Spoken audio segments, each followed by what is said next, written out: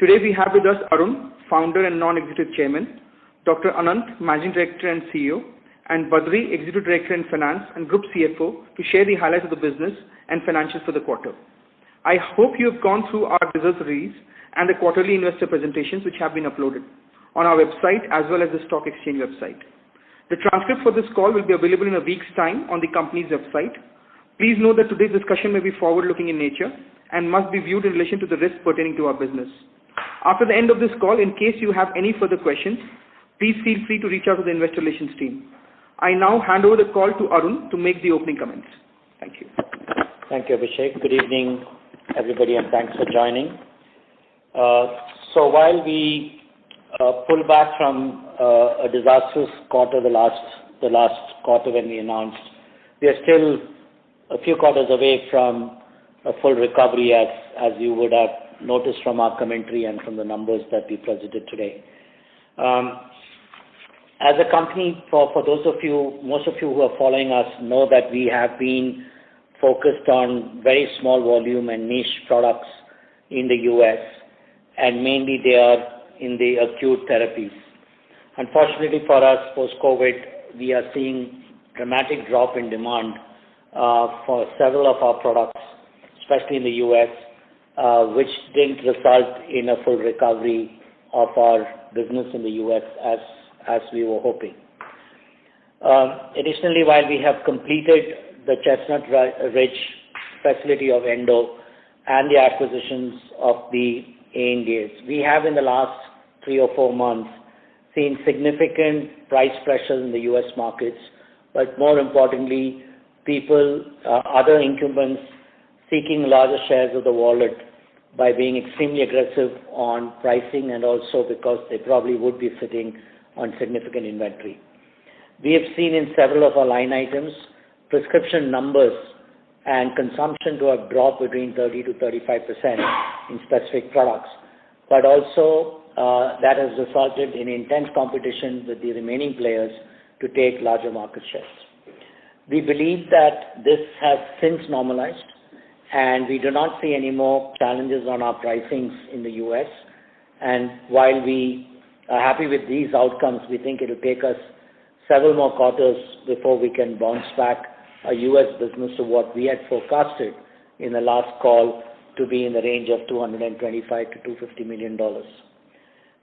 This in spite of the new acquisitions of Endo, where the business which will add approximately $50 million of revenues to us was historically delivering upwards of $75 million.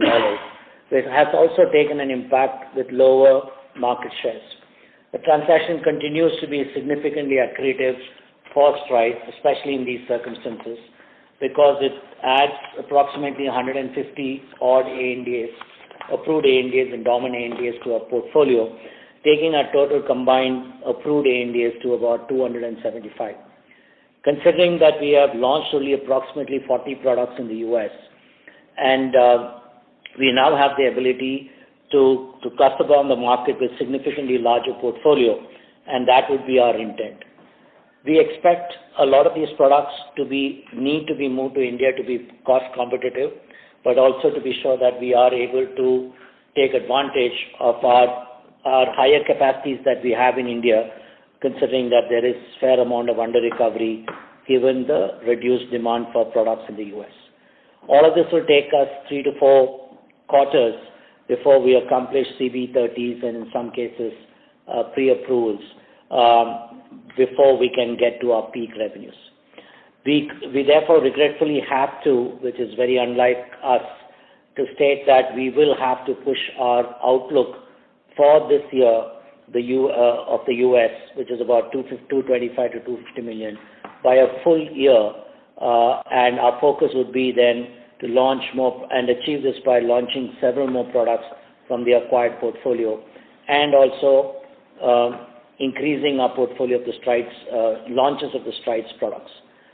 We believe that the US market will continue to be an important market for Strides, and the headwinds that we see with our portfolio in particular is temporary, and we are confident that we will bounce back strongly as always in terms of the US market. We have created several work streams at Strides to ensure that we not only focus on growth and profits and improve cash flows, but also significantly reduce our cost structure to support the business that we are currently seeing for ourselves. So, as you will also notice that our other regulated markets have improved, and we have achieved our second highest quarterly sales ever in this market. And this is because we believe that in the other reg markets, the post-COVID impacts have been behind us, and we are benefiting from the fact that the markets are operating to near peak COVID times, and we expect this business to continue to grow. Overall, the regulated market will continue to be the focus for the company. Our primary key focuses would be to quickly expand our sales in the US, improve our market share, but also be very persistent with our pricing strategy, and consequently, while we have let go of several contracts, we believe that the situation is temporary and we will be able to bounce back and win back our market share in those products that we have lost. But wherever we have decided to retain market share, we continue to keep our market share pre-COVID days, irrespective of the fact that this has resulted in smaller dollars. So with this, for a more larger commentary, I will pass on to Anant. But before that, I would also like to give an update on Stelis and where we are with our vaccine program. So firstly, I'm pleased to have reported that we have completed in 180 days a state-of-the-art facility dedicated for viral vectors, which is now officially commissioned. This facility is now ready for GMP manufacturing, and on the Sputnik, as everybody knows, that we have two components. On the first component, we are now fairly confident of getting to large scale. We have got successful batches at scale, and during this quarter, as previously committed, our GMP batches would get into full-scale manufacturing. Consequently, given the time it takes for releases and third-party approvals, we expect invoicing for vaccines to commence from the next quarter. Sputnik Light, we have pivoted to Sputnik Light to be our first priority to sell as much as we can of the Light, given the continued challenges the industry is facing, or the partners for Sputnik are facing for commercial scale production of the second component. So we have secured a contract to focus on Light from the RDIF, and we believe that will result in a good outcome for the group. We now have several batches where we are confident that we will be able to consistently deliver the first component, which is Sputnik Light, and should be able to commercialize this product as soon as the Government of India allows exports. We believe, given that the improved immunization programs in India, we believe Sputnik Light and other vaccine export permissions would be granted sooner than later, and as soon as we have more updates, we'll keep you posted. I'm also pleased to report that the CDMO business is on track and will break even as previously forecasted this year, and has got a very strong order book for its future uplifts. So with this, I'll pass this on to Anant, and I will be more than happy to answer any specific questions on the overall rebound strategy and on Stelis, while I leave the operational other near-term strategy conversations to be had with Anant. Thank you. Thank you, Arun. Good afternoon to all of you. We have reported an operational break-even in quarter 2 of this financial year, enabled by a bounce back in the other regulated markets, which has grown by 27% quarter on quarter. We continue to face headwinds in our US business during Q2 due to pricing pressures. Revenues from our regulated markets grew by 2% quarter on quarter to rupees 5,327 million, while on a year-on-year basis, we had a degrowth of 17%, again mainly contributed from the erosion in US. The consolidated revenues grew by 6% quarter on quarter to rupees 7,360 million. While our gross margins improved by 630 basis points quarter-on-quarter, it dropped by 540 basis points on a year-on-year basis due to higher operating costs. Logistics cost continues to be high despite moving to sea shipments, as sea freight rates witnessed significant jump during the quarter. Logistics costs during the quarter were up 20% quarter-on-quarter and 135% year-on-year. We've taken actions on getting long-term contracts and securing better rates and expect this cost to ease out in the second half of the year from the current levels. We've completed the strategic acquisition of Chestnut Ridge site in the US along with the portfolio of approved products during end of October, which will enable us to accelerate new product launches. Let me take you through some specific business aspects of each segment. The US business, revenue from the US for quarter 2 stood at $34 million, down 17% quarter-on-quarter and 38% year-on-year, representing 34% of consolidated revenues for the quarter.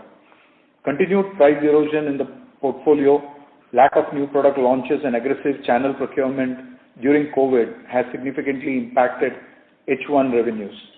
Despite fall in prescriptions, we have been able to retain volume share on all our key products.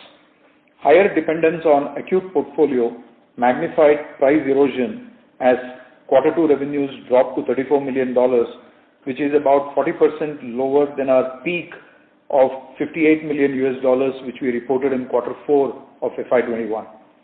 While we are now witnessing a stable pricing environment, we expect prescriptions to recover over the next 2 to 3 quarters. With the acquisition of ANDAs at Chestnut Ridge, the combined portfolio now enables diversification with addition of chronic products as well as controlled substances. We will start realizing full benefit of the Chestnut Ridge portfolio starting quarter 1 of FY23. We have, since the closing, identified the first set of 20 products and actions underway to enable launches over the next 3 to 4 quarters. Consequently, as Arun mentioned earlier, we believe we will only be able to achieve our current year guided outlook of $225 to $250 million in FY23. With the acquisition, we now have a combined portfolio of 275 ANDAs spread across multiple dosage formats. The acquired portfolio has an addressable market of $4.7 billion. Strides currently has only 40 commercial products in the US. This portfolio, the acquired portfolio, immediately adds 20 commercial products, and with new products planned each quarter, we expect to expand the portfolio to 100 plus products over the next 2 years in the US. While there are near-term headwinds, we remain optimistic on the US business in the long run. Other reg markets. Our other reg markets showed a bounce back with revenues of $38 million, up 27% quarter-on-quarter and 18% year-on-year. The other reg markets represented 38% of our consolidated revenues for this quarter. The bounce back was driven by improved prescription generation in our key front ends and a return to normalcy of supplies for our partnered businesses. Our other reg market has now reached closer to the peak sales of $40 million that we had reported in the past during quarter 3 of FY21 and will clearly continue its growth momentum. Our outlook for the other reg market remains robust given strong order book visibility.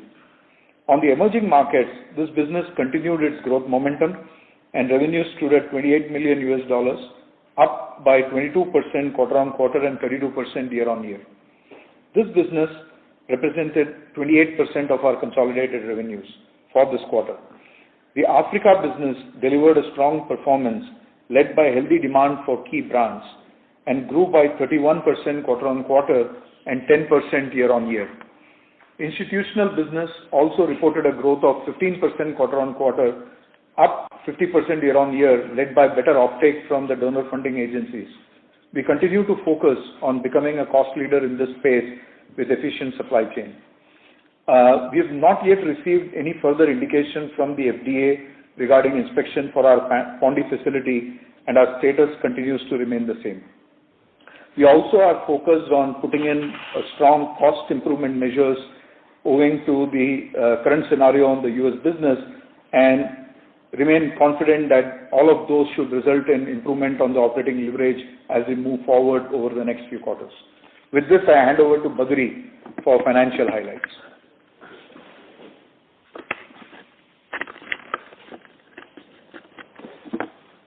Good evening. Let me give you the financial highlights. The revenue at 7.36 billion, a growth of 6%. Gross margins grew by 20%. Gross margins, we improved the gross margins almost by 600 basis points. On a year-to-date basis, we are at 53%. So we hope to maintain it in a particular zone, around this zone. Employee cost at 1.48 billion rupees versus 1.61 in Q1. Operating cost at 2.49 billion rupees versus 2.33 billion, mainly because of logistics cost increase. The net interest cost at 359 million versus 314 million. We expect to maintain in a similar range. Depreciation cost at 566 million versus 549 million. We also, in the exception items, we had to take additional write-offs because of closing down of West Palm Beach facility to the tune of 252 million rupees, plus the forex reinstatement on deferred consideration which we have to receive from Aerotex. The forex rates have come back to the original levels, and our equity pickup for JVs and losses is at 234 million rupees. The net debt is at 16.2 billion, an increase of almost about 1.8 billion from June 21. With the acquisition of Endo, it will add another 1.8 billion. It will go up to 1.18 billion rupees. And with the as we return to the growth in H2 and operating cash generation, we expect the debt levels to come down from Q3 onwards over the next few quarters. With this, I'll hand it over back to Abhishek for the... Stephen, can we start taking the questions, please? Thank you very much. We will now begin the question and answer session. Anyone who wishes to ask a question may press star and 1 on their touchtone telephone. If you wish to remove yourself from the question queue, you may press star and 2. Participants are requested to use handsets while asking a question. Ladies and gentlemen, we will wait for a moment while the question queue assembles. The first question is from the line of Alankar Garude from Macquarie. Please go ahead. Hi, good afternoon, everyone. Arun, Anant, we have seen the US portfolio unraveling twice now in the past 3.5, 4 years. I agree the reasons were different then versus now. But the acquired Endo portfolio is also largely oral solids, which could very well be susceptible to pricing pressure when things are tough. So my question is, over the longer run, are there any efforts to strengthen the quality of our US portfolio? So, no, I think there are two elements. While, yes, we do have a significant number on the oral solids and also a mix of several other dosage formats, the difference though is that this portfolio is diversified with a number of products on the chronic segment as compared to a significant presence of acute segment in the Strides portfolio. And on that, there is a significant benefit that we should have, because having a wider portfolio with inclusion of chronic products will help ease out some of these pricing pressures which we have otherwise seen. We also have specialized products other than that in other dosage formats. We also have controlled substances. So the combination should give us a much better opportunity to withstand some of the pressures that we currently witnessed. Anand sir, so basically out of the 150 odd portfolio products in Endo's portfolio, how many would be chronic and controlled substances? Any broad percentage? So I think it is about 13 products which are in the controlled substances. In terms of the chronic product therapy, more than 60% are chronic products. Understood. My second question is, Arun, can you please provide some details on the CDMO business? You mentioned about a strong order book. Can you quantify it if possible? And by when would you be expecting to realize it? And also possibly any update on the listing timelines of Stelis? So when we say that the strong outlook on CDMO is that, try and understand, Alankar, that the CDMO business has just started acquiring businesses. So we have a break-even point of close to about $20 odd million of business. So that's the first year of operations. We have a strong funnel.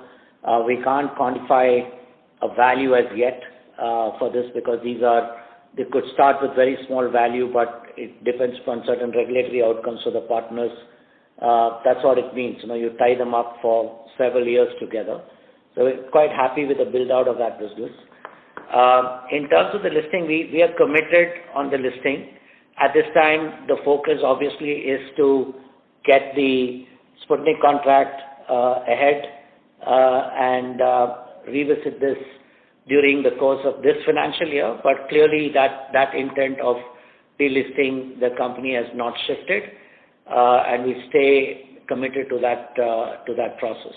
But at this time, the company wants to get to a revenue base, to an EBITDA positive number first, and then get to the corporate actions related to that.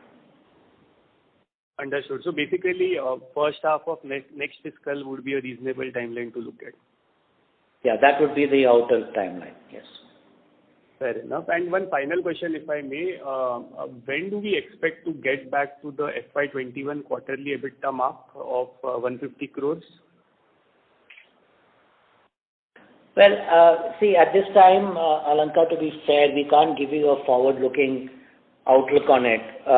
We think that the work that we are doing now in these quarters, in terms of a combination of cost reduction and improved market shares for our several products and launches, will determine that. But I don't think the company stays steadfast with its guidance that we've given you a rough idea of where we think we can get back with the US market, because that's still a key market, but we don't want to get into any specifics today. Fair enough.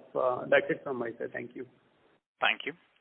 A reminder to the participants, anyone who wishes to ask a question may press star and 1 at this time.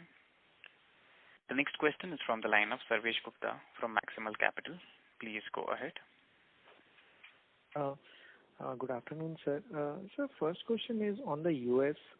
How do we see this problem? Because earlier our thinking was that we had a differentiated product portfolio and we were in the right segments to be able to withstand the competitive pressure in a very commoditized industry as such. But now, this challenge has happened and it is sort of happening every quarter. So is it a temporary problem for us, or you think that we need to do much more to be able to get to a situation where we were as early as few quarters back? So that is question number 1. How temporary or sustainable this problem seems to be given where we stand. Second question is on the plant which was divested. How much did we invest in that plant in gross and net block terms, and what is the realization against that? So I will give you the first answer to your question, rather I'll answer your first question. So what has really happened to our portfolio, which is niche and differentiated, was that we were operating in very small molecules with very small volumes, which generally did not get the attention of the bigger players given the large scale of business that they were running. That played out very well for us for at least 4 years, and it's done its job. What COVID did is that portfolio got severely impacted because most of it was acute in nature. Acute products typically are small volumes because the use of those molecules are for a short period of time, as you would appreciate. So when people are masked up and staying at home, the acute use was the most hit in the subsegment of the industry. So clearly we think that the rebound is happening as countries reopen. We are seeing rebound happening. But in the US, because everybody was sitting on inventory, even if 1 or 2 players were operating in that product, somebody was desperate to exit inventory, and therefore there was a big price drop. As we explained, we think that business will normalize in the next 3 to 4 quarters. So we are very confident that the normalization will happen. In the meantime, what is also obvious that we cannot speculate how long COVID is going to last and what the after impacts of COVID would be. So it is now important for us to have an equal or even stronger approach for chronic care. The Endo acquisition gives us the ammunition that we don't have to file for such products because we already have it, and that will help us grow the business back to shape. However, to make some of those products competitive, we need to bring these products back to India. It's a regulatory process. It takes between 3 months and 6 months. We are actively working on it, and we believe that in the next 12 months, we can add at least 20 new products, approved products back into the marketplace, and consequent to correction that we are anticipating in the market in terms of demand, increased prescriptions, and all of this, what I said, we are very confident that this would be a feature for us for next 2 to 3 quarters. But even in this 2 to 3 quarters, you will see Q on Q bounce back from where we are today. So that is what I have to tell you holistically on your question. I'll now ask Badri to respond to your second question. So on the second question, the current book value is about 540 million rupees, and we recorded about 100 million rupees of profits. Understood, sir. Sir, one more question, if I may, is on the OPEX. You said that we are now trying to cut down some costs. Now, obviously, I think what has come to light is also we have a lot of operating leverage in our business and we have been negatively impacted. So what sort of saving measure are we undertaking? And of that, how much would be sustainable and how much would be temporary? I'll answer that question. I think we are looking at a number of areas in terms of looking at our operating costs. As I said, I started off first with the logistics cost, which significantly went up. And although we moved from air to sea, the sea freights have gone up, and that certainly caused us a significant impact as well.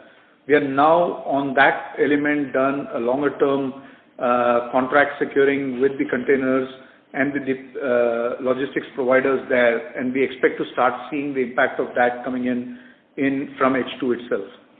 In addition to that, we've got several other areas that we are looking at. We're looking at optimizations on our raw material and procurement supply chain. We're looking at areas around manpower costs. We're looking at our manufacturing under absorption and how do we better utilize and reduce the under absorption, as well as looking at opportunities coming through some of the products that we believe will have an opportunity to get into the market. So business growth, operating costs in terms of procurement, supply chain, manufacturing, as well as logistics is a combination of all of those. And therefore, we believe those actions that we take will be sustainable and will continue going forward. So we are making structural shifts to ensure it is sustainable. Thank you, sir, and all the best for the coming quarters. Thank you. A reminder to the participants, anyone who wishes to ask a question may press star and 1 at this time. The next question is from the line of Deepan Shankara Narayanan from Trustline PMS. Please go ahead. Good evening, everyone, and thanks a lot for the opportunity. So firstly, wanted to understand, has the US-based business has reached its lowest level already, or there is further downside possible before start recovering? And secondly, also wanted to understand when do we expect that quarterly run rate of 58 million to come back in US business without considering Endo portfolio? So, in terms of the first part of your question, sorry, could you just repeat the first part of the question? So, US business still it has. Okay.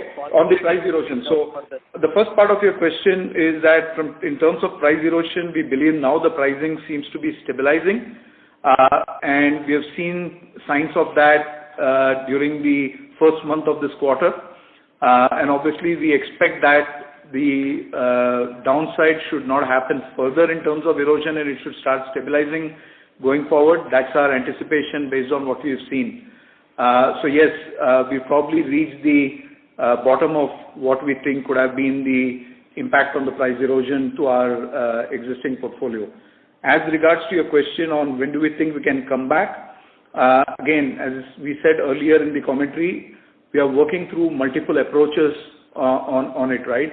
One is, as the prescriptions improve, we are obviously looking to gain market share back, although the pricing will be at the lower levels than it was in the past before Q4 of 2021.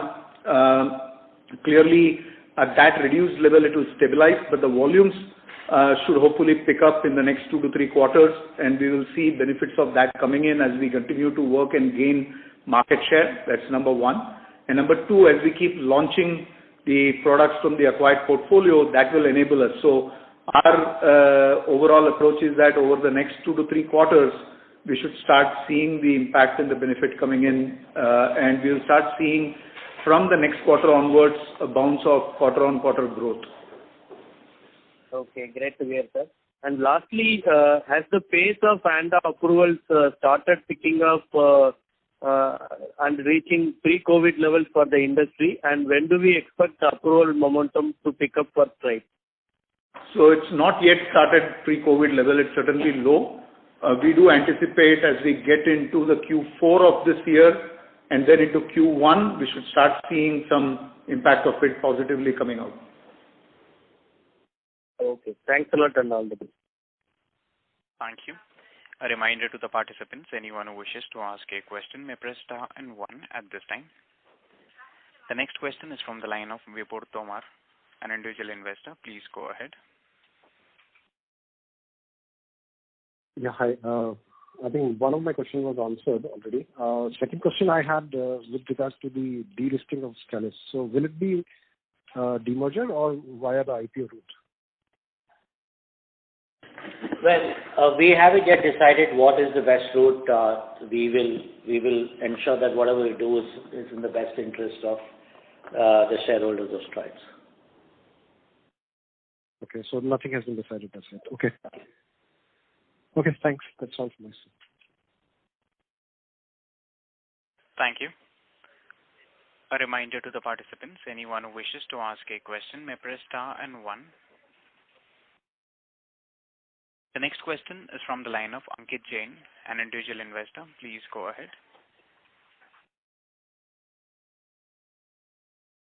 Hello.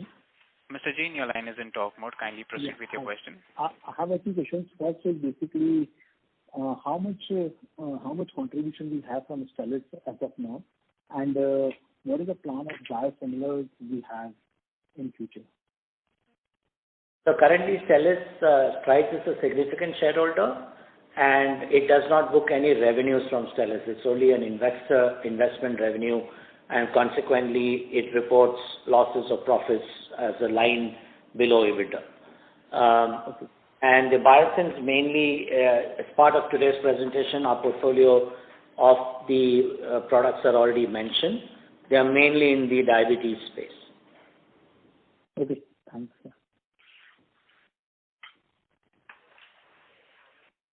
Thank you. The next question is from the line of Nitin Agarwal from DAM Capital. Please go ahead. Hi, thanks for taking my question.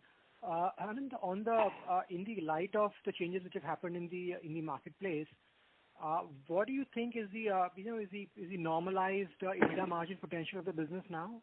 Once things normalize as we go forward, say maybe a couple of years down the line. As it normalizes and we go forward down the line, we should be able to get back to our prior to the last quarter EBITDA, we should be able to get back. Late teens.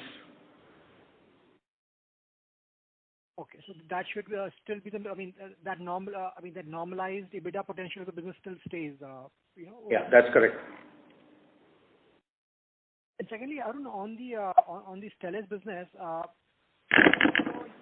the business already started. It's going to get breaking in this year. The other two pieces on the vaccines and on the biosimilars, how do you sort of see the revenue ramp up in those two segments of the businesses?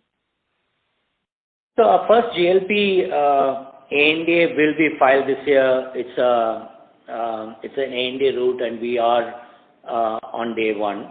So we are very confident of being an important player in that. That will be filed within this financial year.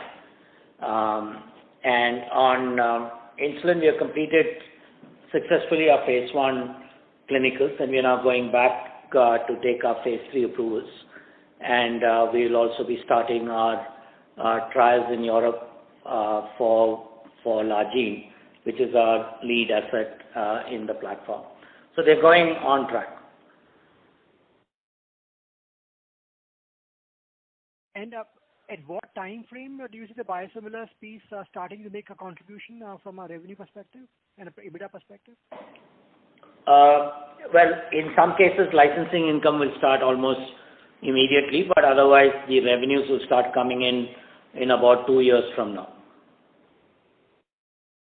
And last one on the institutional business, there has been a significant pressure on ARV pricing in recent couple of quarters, especially even for the players who are reasonably integrated on this business. So in this new sort of dynamic, where does it leave us from a growth in the ARV business perspective? So, Nitin, we've always been a fringe player here. We continue to focus only on some specific therapies in the space, and I don't think that focus is going to change for us. Okay, thank you. Thanks, sir. Thank you. A reminder to the participants, anyone who wishes to ask a question may press star and 1 at this time.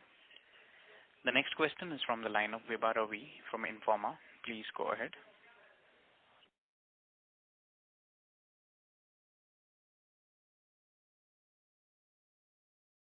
Ms. Vibha Ravi, your line is in talk mode. Kindly go ahead with your question, please.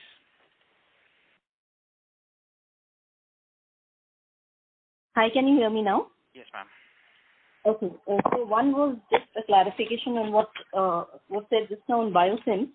So the contribution, meaningful contribution will start from 2 years from now, which means FY24 onwards? That's right. Okay. Second, on ARV, that there was a question there, but you said since Strides is a fringe player, it's not been affected much by the price erosion there. Is that right? Not that we are not impacted by the price erosion. It's just that it is not such a large part of our business. Right. So what is the outlook there? Do you see the prices rising and the situation improving there? There was some talk about some inventory build-up in this segment. Some of our peers or the larger players are sitting on very significant inventory, which is quite normal because if you have to participate in large tenders, the speed in which you can deliver is the primary reason why you get a contract.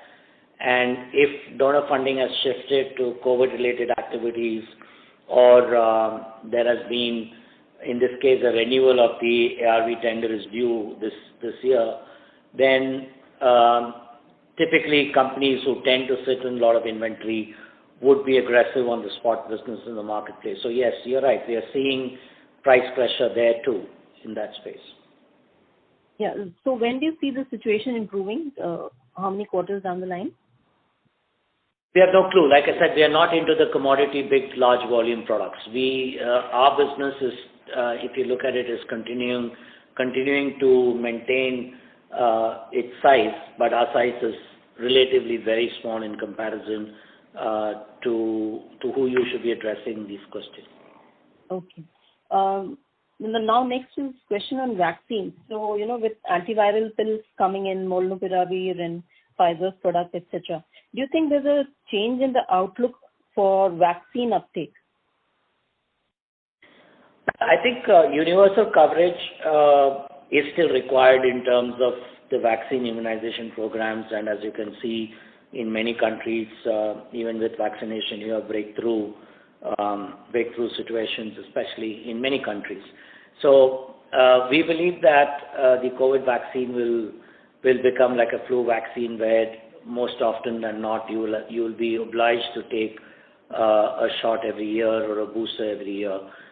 So will they be funded by governments? The answer is no, but will there be a continuing demand? Yes, I believe that as more and more variants come to play and how quickly your platform of vaccines can migrate would play big roles in how these platforms are designed. So to answer your question specifically, we think that the therapeutics is more for people who get COVID and therefore by having these medications don't get to hospitals. So the whole idea is reduction of both vaccines and therapeutics will ensure that the hospitalization rates will come down dramatically, reducing the stress on the healthcare system. But vaccines is not going anywhere. Okay. Another reason I was asking this question is, basically several private hospitals have been facing, build-up of inventory where they're not even able to sell the stocks they have. So given that kind of a situation, there's a reluctance also for the people who are remaining to get vaccinated to go for vaccination because, the cases have been coming down.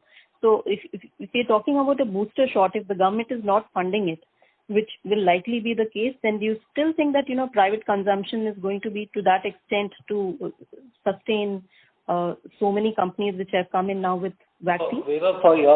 Just for clarity, we do not make vaccines for the Indian market, and your questions are very relevant to the Indian market. To give a specific response to your question for India, given that the government is freely vaccinating in a much more organized manner, clearly you can see population shifting to the government-sponsored programs. And you're right, vaccine hesitancy is across the world. It is not unique to India. And vaccine naysayers continue to grow. So all of this will happen, but there is still a very large population that needs to be vaccinated. Like even if you look at India, while we are stepping back, we only have 25 or 30% of people who are doubly vaccinated. Breakthroughs continue to emerge in India. But yeah, the whole idea is that the disease profile has changed from, everybody getting extremely worried to more getting used to the fact that you will get a coronavirus, but a vaccine or a therapeutics will solve for it. So that's how I look at it. So market will continue. We believe more than 1 billion, 1.5 billion people worldwide have not been vaccinated. There's still demand. And there would be reasons for many countries, and especially if you're looking at a booster, there's a lot of literature to say that if you have an mRNA vaccine, you're better off taking a viral vector vaccine as a booster and vice versa. So the mix and match theories will all add up, and I think the business will be relevant for players. Okay, just one last question. So what are the volume commitments from RDIF for Sputnik and or Sputnik Light? And has there been any, a change in that commitment? No, whatever we announced remains, and we have the opportunity to go up to 400 million doses of this vaccine between Light and V. But yeah, at this time our focus is Light. Right. Okay. Thank you. Thank you. Ladies and gentlemen, as there are no further questions in the queue, I now hand the conference over to the management for closing comments. Thank you. Thank you very much for attending the call today.